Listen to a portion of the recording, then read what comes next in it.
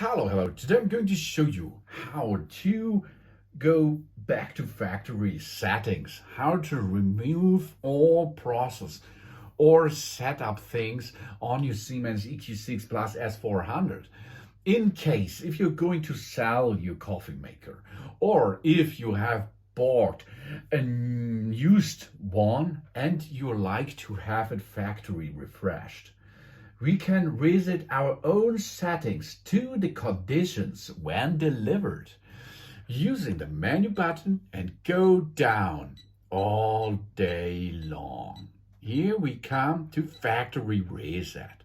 Factory settings. Go there and then you can choose full reset, continue, press start, or cancel, go back. Let's start. That it is. Now we can choose the language we are like: English, France, German, Italiano, etc. Let's choose English again.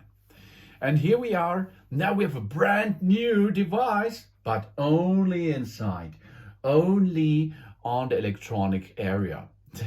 The device itself is not refreshed on the electronic surfaces. That means all favorite things are gone. All dimensions of the cups are gone. The temperature settings are gone. This we have to set again. Okay, this we have to set up again. For example, water hardness level is back to 4. Let's go back to 1. This is my choose.